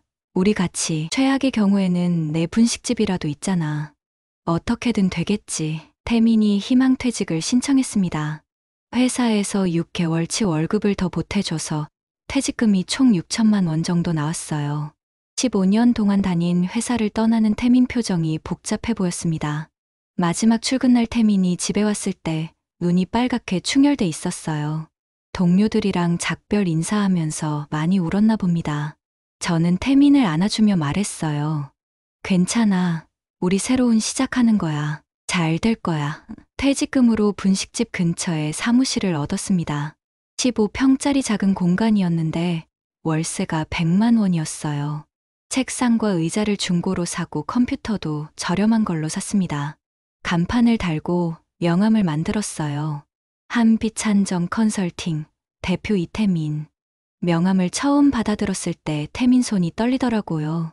45세 새로 시작한다는 게 두렵고 설레는 일이었습니다. 첫날 사무실 문을 열고 들어갔을 때 텅 빈 공간이 막막하게 느껴졌어요. 하지만 태민이 제 손을 잡으며 말했습니다. 지수야, 우리 해낼 수 있을 거야. 함께니까. 저는 고개를 끄덕이며 웃었습니다. 유진이도 아빠 사무실을 보러 왔어요. 아이가 빈 사무실을 돌아보더니 말했습니다. 아빠, 여기 정말 멋져요. 저도 나중에 크면 아빠처럼 사장님 될래요. 태민이 유진이를 안아 올리며 웃었습니다. 하지만 현실은 호락호락 않았습니다. 명함을 들고 기업들을 찾아다녔지만 문전박대 당하기 일쑤였어요. 신생업체라서 아무도 믿지 않았습니다. 레퍼런스가 있냐는 질문에 대답할 수 없었어요. 한 달이 지나도 계약은 하나도 따지 못했습니다. 사무실 월세만 나가고 수입은 전혀 없었어요. 퇴직금이 조금씩 줄어들고 있었습니다. 태민이 집에 올 때마다 표정이 어두워졌어요. 2달째 되던 어느 날, 태민이 완전히 지친 얼굴로 집에 돌아왔습니다. 오늘도 3군데 업체를 돌아다녔는데 전부 거절당했대요. 명함도 제대로 안 받고 쫓아냈다고 하더라고요. 태민이 소파에 털썩 앉으며 한숨을 쉬었습니다. 저는 태민 옆에 앉아서 등을 쓰다듬어 줬어요. 괜찮아. 조금만 더 해보자. 분명히 기회가 올 거야. 하지만 속으로는 저도 불안했습니다. 퇴직금이 벌써 절반 가까이 줄어들었거든요. 그날 밤 태민이 제게 말했어요. 지수야, 내가 방법을 잘못 생각한 것 같아. 큰 회사만 찾아다니지 말고 작은 업체부터 시작해야겠어. 무료로라도 안전진단을 해주고 실적을 쌓자. 저는 고개를 끄덕였습니다. 다음 날부터 태민은 전략을 바꿨어요. 부산항 근처 작은 제조업체들을 찾아다니면서 무료 안전진단을 제안했습니다. 처음에는 의심하던 업체들도 공짜라니까 받아들였어요. 1달 동안 5군데 업체를 무료로 진단해줬습니다. 현장을 돌아다니면서 안전상 문제점을 찾아내고 개선 방안을 제시했어요. 태민이 15년간 쌓은 노하우가 빛을 발했습니다. 그중 한 곳이 작은 금속 가공 업체였어요. 사장님이 50대 남자였는데 처음에는 시큰둥하더라고요. 하지만 태민이 현장을 둘러보더니 심각한 문제점을 발견했습니다. 용접 작업장 환기 시스템이 완전히 망가져 있었어요. 태민이 사장님한테 말했습니다. 사장님, 이거 방치하면 큰일 납니다. 근로자들 건강도 문제지만 산재 사고 나면 회사 문 닫을 수 있어요. 당장 고쳐야 합니다. 사장님 얼굴이 굳었어요. 일주일 후에 그 사장님한테서 연락이 왔습니다. 이 대표님, 환기 시스템 개선하고 싶은데 도와줄 수 있어? 비용은 얼마나 들어? 태민이 견적을 내줬더니 사장님이 계약하자고 하더라고요. 첫 번째 계약이었습니다. 금액은 500만 원으로 크지 않았지만 태민한테는 엄청난 의미였어요. 집에 돌아와서 저한테 말했습니다. 지수야, 드디어 첫 계약 땄어. 태민 목소리가 떨렸습니다. 저는 태민을 끌어안으며 축하했어요. 유진이도 뛰어나와서 아빠 대단해 하면서 박수를 쳤습니다. 그날 저녁 우리는 오랜만에 치킨을 시켜 먹으며 축하했어요. 1달 동안 열심히 작업했습니다. 환기 시스템을 완전히 새로 설치하고 작업장 안전 수칙도 만들어줬어요. 근로자들 교육도 직접 했습니다. 사장님이 정말 만족해 하더라고요. 그 소문이 퍼지기 시작했습니다. 부산항 근처 중소업체들 사이에서 이태민이라는 컨설턴트가 괜찮다는 말이 돌았어요. 실무 경험이 풍부하고 가격도 합리적이라고요. 3달째 되니까 문에 전화가 하나둘씩 오기 시작했습니다. 작은 수출 업체에서 연락이 왔어요. 창고 안전 관리가 엉망이라면서 도와달라고 하더라고요. 태민이 현장에 가보니 정말 심각했습니다. 재고가 쌓여 있는데 정리가 안 돼서 통로도 제대로 없었어요. 소화기는 유효기간이 지났고 비상구는 짐으로 막혀 있었습니다. 태민이 사장님한테 말했어요. 이 상태로는 소방 점검 절대 못 통과합니다. 전면적으로 개선해야 해요. 3개월짜리 프로젝트로 계약했습니다. 금액이 2천만 원이었어요. 태민한테는 큰 계약이었습니다. 직원을 1명 고용해야 할 정도로 일이 많았어요. 태민이 대학교 후배 중에 건축 안전 전공한 친구를 불렀습니다. 35살 정도 되는 친구였는데 실업 상태였대요. 월급 200만 원을 주기로 하고 채용했습니다. 프로젝트를 성공적으로 마쳤습니다. 창고를 완전히 재정비하고 안전관리 시스템을 구축했어요. 소방 점검도 무사히 통과했습니다. 그 수출업체 사장님이 태민 손을 꽉 잡고 고맙다고 했어요. 그 사장님이 다른 업체들한테 태민을 추천해줬습니다. 부산항 수출입 업체들 모임이 있는데 거기서 태민 이야기를 해줬대요. 그러니까 문의가 더 많이 들어오기 시작했습니다. 6개월째 되니까 직원을 2명 더 뽑았어요. 사무실도 더 넓은 곳으로 이사했습니다. 30평짜리 사무실로 옮겼는데 월세가 200만 원이었지만 감당할 수 있었어요. 한빛한정 컨설팅이라는 간판도 더 크게 달았습니다. 회사 홈페이지도 만들고 블로그도 시작했어요. 태민이 현장 경험을 바탕으로 안전관리 팁을 올렸는데 반응이 좋았습니다. 1년쯤 되니까 월 매출이 5천만 원을 넘었습니다. 직원들 월급 주고 사무실 운영비 빼고도 태민 손에 2천만 원 정도 쥐어졌어요. 회사원 시절보다 훨씬 많이 버는 셈이었습니다. 태민 얼굴에 생기가 돌았어요. 아침에 출근할 때 표정이 밝았고 저녁에 퇴근해서도 신나 보였습니다. 자기 사업을 한다는 게 이렇게 보람찬 일인지 몰랐다고 하더라고요. 제 분식집도 달라지기 시작했습니다. 태민이 벌어온 돈으로 가게를 제대로 리모델링했어요. 낡은 주방 기구를 전부 새 걸로 바꾸고 홀도 깔끔하게 꾸몄습니다. 메뉴도 다양화했어요. 떡볶이만 팔던 걸 김밥, 튀김, 순대까지 추가했습니다. 배달 앱 마케팅도 제대로 했어요. 리뷰 이벤트도 하고 할인 쿠폰도 뿌렸습니다. 장사가 잘 되기 시작했어요. 점심시간에는 직장인들이 줄을 서서 기다렸고 저녁에는 학생들로 가득 찼습니다. 하루 매출이 50만 원을 넘는 날이 많아졌어요. 아르바이트생도 2명 고용했습니다. 주방 일을 도와줄 사람하고 홀에서 서빙할 사람이었어요. 덕분에 저도 숨통이 트였습니다. 예전처럼 새벽부터 밤까지 일할 필요가 없었어요. 유진이도 학교 생활에 완전히 적응했습니다. 성적도 잘 나왔고 친구들도 많아졌어요. 어느 날 유진이가 집에 와서 말했습니다. 엄마, 오늘 담임 선생님이 저한테 반장 해보지 않겠냐고 하셨어요. 저는 깜짝 놀라서 물었어요. 정말? 유진이가 고개를 끄덕였습니다. 네, 친구들이 저를 좋아한대요. 그래서 추천받았어요. 저 반장 해도 돼요? 저는 유진이를 안으며 말했어요. 당연하지. 우리 유진이 정말 대단해. 어느 날 저녁 세 가족이 함께 저녁을 먹고 있었어요. 태민이 말했습니다. 지수야, 우리 정말 여기까지 잘 왔다. 1년 전만 해도 상상도 못했는데. 저는 태민 손을 잡으며 웃었습니다. 하지만 태민 표정이 약간 어두웠어요. 왜 그러냐고 물으니까 태민이 말했습니다. 사실 요즘 고민이 하나 있어.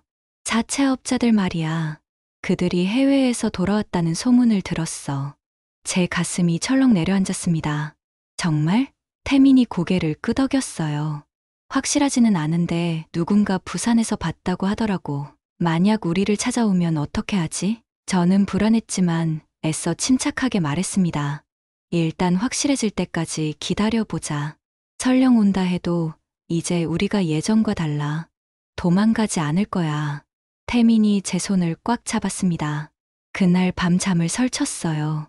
10년 전 그 악몽 같은 기억이 되살아났습니다.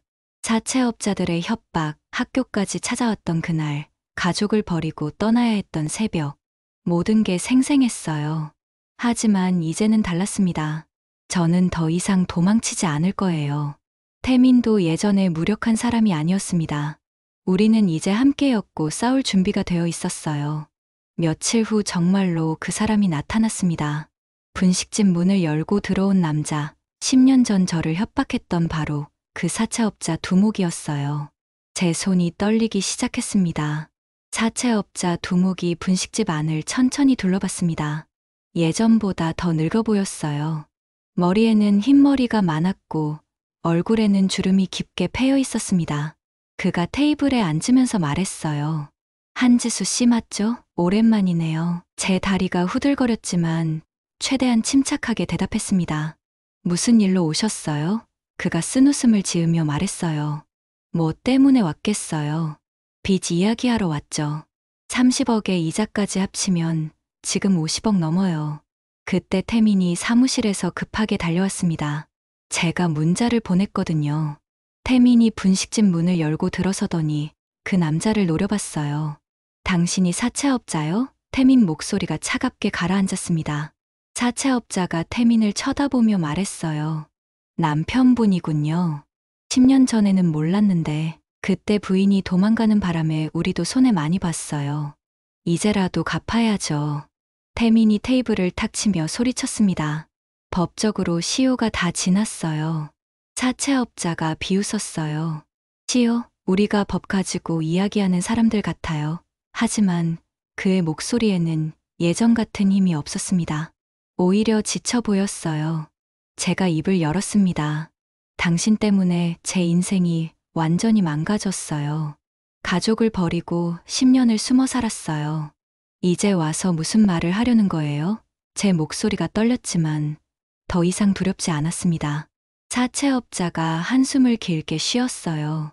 그리고 뜻밖의 말을 했습니다. 사실 나도 이제 끝났어요. 해외에서 도박으로 다 날렸어요. 돈도 없고 조직도 없어요. 그냥 마지막으로 당신 얼굴이나 보러 왔어요. 우리는 어안이 벙벙했습니다. 그가 계속 말했어요. 당신 아버지 회사 망친 거 사실 우리 잘못도 있었어요. 원래 그렇게까지 몰아붙일 생각은 없었는데 위에서 압박이 심했어요. 미안하게 됐네요. 태민이 물었습니다. 그럼 이제 어떻게 할 건데요? 사채업자가 일어서며 말했어요. 아무것도 안 해요. 나도 이제 빚쟁이 신세예요. 그냥 당신들 잘 사는 것만 봐도 다행이에요. 그렇게 말하고 그는 분식집을 나갔습니다. 우리는 한참을 멍하니 서 있었어요. 정말 끝난 걸까요? 10년간 우리를 괴롭혔던 악몽이 정말 끝난 건가요? 태민이 저를 꽉 안아주었습니다. 끝났어, 지수야. 이제 정말 끝났어. 그날 밤 유진이한테 모든 이야기를 해줬습니다. 왜 엄마가 떠나야 했는지, 어떤 일들이 있었는지. 유진이가 눈물을 흘리면서 저를 안았어요. 엄마, 정말 힘들었겠어요. 이제 아무도 우리 가족 못 떼어놓아요. 그 사건 이후로 우리 가족은 완전히 자유로워졌습니다. 더 이상 과거를 두려워하지 않았어요. 당당하게 살 수 있게 됐습니다. 태민의 회사는 계속 성장했습니다. 1년 후에는 직원이 10명까지 늘어났어요. 사무실도 더 큰 곳으로 이사했고 부산뿐만 아니라 울산, 창원까지 사업을 확장했습니다. 월 매출이 1억 원을 넘는 달도 생겼어요. 태민이 집에 와서 말했습니다. 지수야, 우리 정말 해냈어. 회사원 때보다 훨씬 많이 벌고 있어. 제가 태민을 안으며 말했어요. 당신이 용기 내줘서 고마워. 제 분식집도 대구에서 손꼽히는 맛집이 됐습니다. SNS에 쌓이면서 멀리서도 손님들이 찾아왔어요. 주말이면 웨이팅이 1시간씩 걸렸습니다. 매출이 안정되면서 저는 새로운 일을 시작했어요.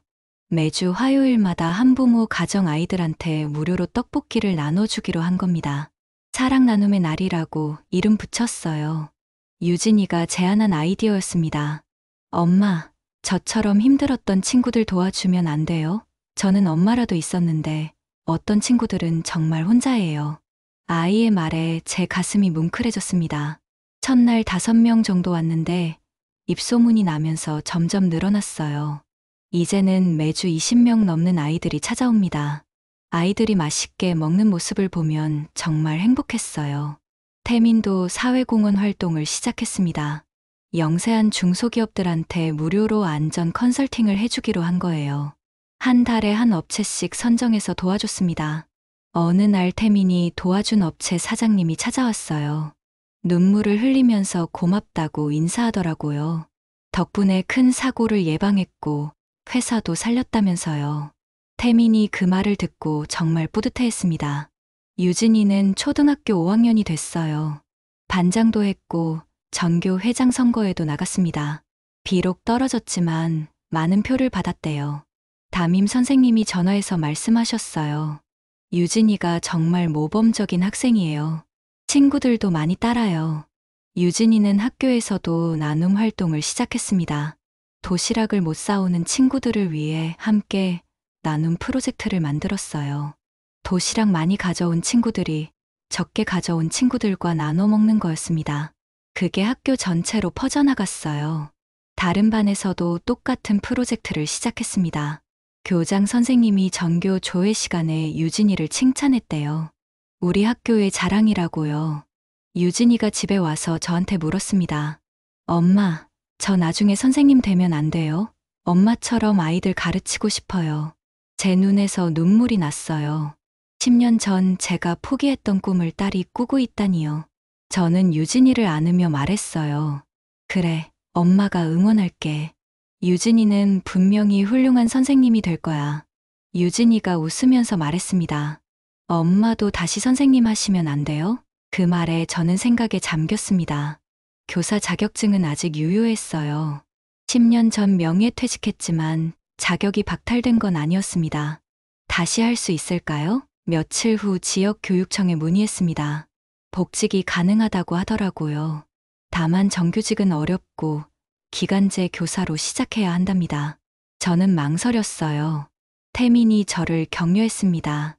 해봐, 지수야. 내가 정말 좋아하던 일이잖아. 분식집은 아르바이트생들이 잘 관리하고 있으니까 괜찮아. 태민의 응원에 용기를 냈습니다. 2026년 봄, 저는 대구의 한 초등학교에 기간제 교사로 발령받았습니다. 11년 만에 다시 교단에 서는 날, 떨리는 마음으로 교실 문을 열었어요. 아이들이 선생님 안녕하세요 하고 인사했습니다. 칠판 앞에 섰을 때 눈물이 날 뻔했어요. 제가 그토록 그리워하던 이 자리, 10년 동안 포기했던 이 순간, 다시 돌아올 수 있다니 기적 같았습니다. 방과 후에는 어려운 형편의 아이들을 위한 무료 학습 멘토링을 시작했어요. 일주일에 2번 분식집에서 아이들을 가르쳤습니다. 공부도 가르치고 간식도 챙겨줬어요. 부모님께도 연락을 드렸습니다. 10년 만에 연락이었어요. 어머니가 전화를 받으시더니 울음을 터뜨리셨습니다. 지수야, 정말 내 목소리 맞니? 엄마가 얼마나 기다렸는데. 저도 울면서 대답했어요. 엄마, 미안해요. 이제 다시 찾아뵐게요. 다음 주말에 태민, 유진이와 함께 대구 부모님 댁을 찾아갔습니다. 문을 열고 나오신 어머니는 완전히 늙어 계셨어요. 하지만 저를 보시더니 활짝 웃으셨습니다. 우리 딸, 우리 사위, 손녀까지 고생 많았구나. 아버지도 나오셨어요. 많이 야위셨지만 눈빛은 따뜻했습니다. 지수야, 다 내 잘못이야. 너한테 너무 큰 짐을 지웠어. 제가 아버지를 안으며 말했어요. 아니에요, 아빠. 이제 다 괜찮아요. 그날 가족들이 모두 모여서 식사를 했습니다. 10년 만에 가족 식사였어요. 어머니가 정성껏 차려주신 밥상을 보면서 저는 깨달았습니다. 이게 바로 행복이구나. 2026년 가을, 유진이의 11번째 생일이었습니다. 우리는 가족 분식에서 생일 파티를 열었어요. 단골 손님들도 와주셨고, 유진이 친구들도 왔습니다. 유진이가 케이크에 11개 초를 불면서 소원을 빌었어요. 그리고 저희한테 말했습니다. 저 아무 소원도 안 빌었어요. 왜냐하면 이미 다 이루어졌거든요. 가족이 함께 있는 게 제일 큰 소원이었어요. 저는 유진이를 꽉 안았습니다. 태민도 우리를 안아줬어요. 세 사람이 함께 안고 있는데 정말 완벽한 순간이었습니다. 10년 전에는 상상도 못했던 이 행복이 믿기지 않았어요. 가게 문을 열고 나가니 저녁 하늘에 별이 가득했습니다. 태민이 제 손을 잡으며 말했어요. 지수야, 우리 정말 멀리 왔다. 앞으로도 계속 함께 가자. 저는 고개를 끄덕이며 웃었습니다. 유진이가 우리 사이에서 말했어요. 아빠, 엄마, 사랑해요. 우리 가족 영원히 함께 있어요.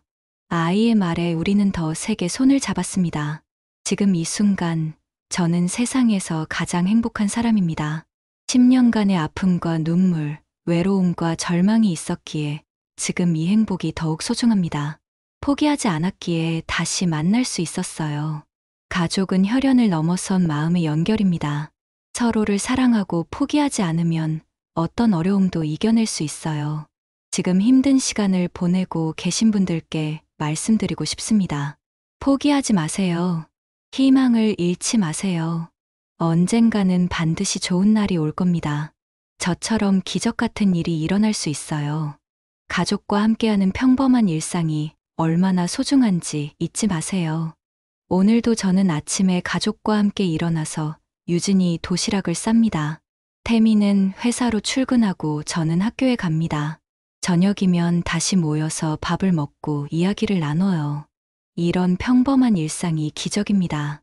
10년 전에는 꿈도 꿀 수 없었던 이 순간들이 제게는 매일매일이 감사한 선물이에요. 여러분도 소중한 사람들과 함께하는 시간을 아껴주세요. 그리고 힘든 일이 있어도 포기하지 마세요. 저처럼 10년이 걸릴 수도 있지만 반드시 다시 만날 수 있습니다. 사랑하는 마음만 있다면 모든 게 가능해요. 지금 이 이야기를 듣고 계신 여러분 모두에게 행복이 가득하기를 진심으로 바랍니다. 감사합니다.